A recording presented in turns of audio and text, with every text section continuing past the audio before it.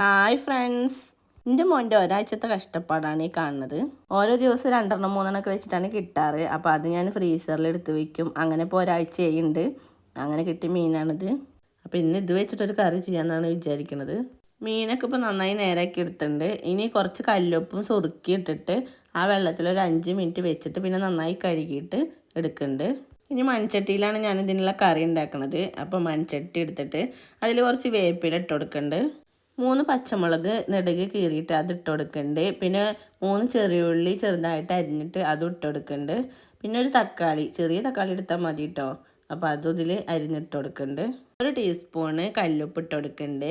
പിന്നെ 1/2 ടീസ്പൂണ് മഞ്ഞൾപ്പൊടി ഇട്ട് കൊടുക്കുന്നുണ്ട്. 2 ടീസ്പൂണ് മുളക് പൊടി ഇട്ട് കൊടുക്കുന്നുണ്ട്.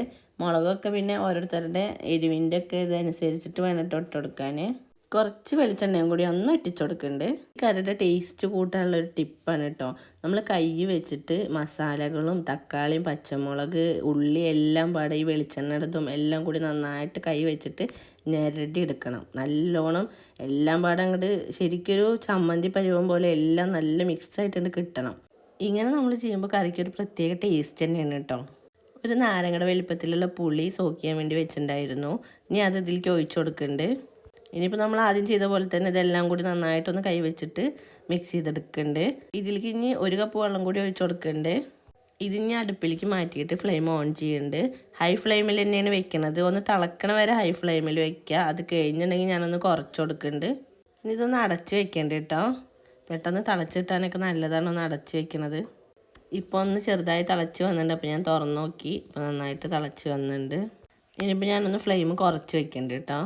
ഇപ്പോൾ തിളച്ചിട്ട് 5 മിനിറ്റോളം ആയതുകൊണ്ട് ഇനി മീനൊക്കെ ഇട്ട് കൊടുക്കുന്നുണ്ട്. ഇപ്പോൾ ഞാൻ ഉപ്പൊക്കെ നോക്കിയപ്പോൾ ഉപ്പൊക്കെ കറക്റ്റാണ്. ഉപ്പ് ഈ സമയത്തൊക്കെ കുറവുണ്ടെങ്കിൽ നമുക്ക് നോക്കിയിട്ട് ഉപ്പ് ഇട്ട് കൊടുത്തതിന് ശേഷം മീൻ ഇട്ടാൽ മതി. മീൻ ഇട്ടതിൻ്റെ ശേഷം ഒരു 2 മിനിറ്റും കൂടിയും തിളച്ചാൽ മതി. അപ്പോൾ തന്നെ നമ്മുടെ മീൻ കുക്കായി വന്നിട്ടുണ്ടാവും. ഒരുപാട് തിളച്ച മീൻ ഉടഞ്ഞു പോവുള്ളൂ. പിന്നെ സ്പൂൺ ഇട്ടിട്ടൊന്നും വല്ലാതെ ഇളക്കൊന്നും വേണ്ട. അപ്പോൾ ഒന്ന് 2 സൈഡും പിടിച്ചിട്ടൊന്ന് ചുറ്റിച്ചു കൊടുത്തിട്ട് വെച്ചാൽ മതി. ഇപ്പോൾ ഞാൻ മീനായിന്ന് കാണിക്കാൻ വേണ്ടിയിട്ട് ഒരു സ്പൂൺ ഇട്ടതാണ്. ഇപ്പോൾ മീനൊക്കെ കുക്കായിട്ടുണ്ട്. ഞാൻ ഫ്ലെയിം ഓഫ് ചെയ്യാണ് കേട്ടോ.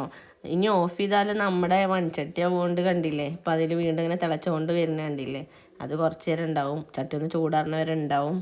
ഇനി ഇതിലേക്കുള്ള താളിപ്പ് റെഡിയാക്കാൻ വേണ്ടിയിട്ട് ഞാൻ 5 ചെറിയുള്ളിയാണ് അരിഞ്ഞെടുത്തത്. താളിക്കാൻ വേണ്ടിയിട്ട് ഒരു ചട്ടി ഞാൻ അടുപ്പിൽ വെക്കുന്നുണ്ട്. ഫ്ലെയിം ഓൺ ചെയ്ത് കൊടുക്കുന്നുണ്ട് കേട്ടോ. എന്നിട്ട് അതിലേക്ക് 2 ടേബിൾ സ്പൂണ് വെളിച്ചെണ്ണയാണ് ഞാൻ ഒഴിച്ചു കൊടുക്കുന്നത്. ഇപ്പോൾ എണ്ണയൊക്കെ നന്നായി ചൂടായി വന്നിട്ടുണ്ട്. അപ്പോൾ അരിഞ്ഞ് വെച്ച് ചുവന്നുള്ളി ഇതിലേക്ക് ഇട്ട് കൊടുക്കുന്നുണ്ട്.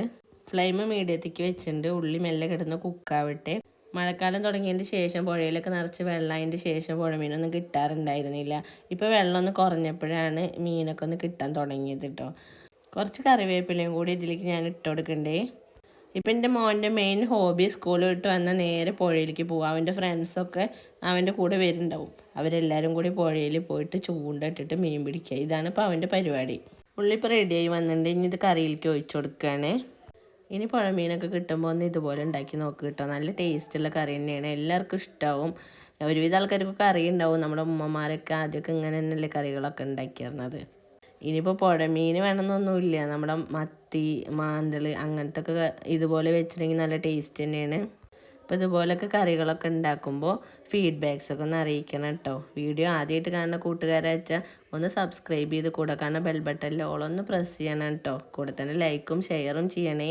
താങ്ക്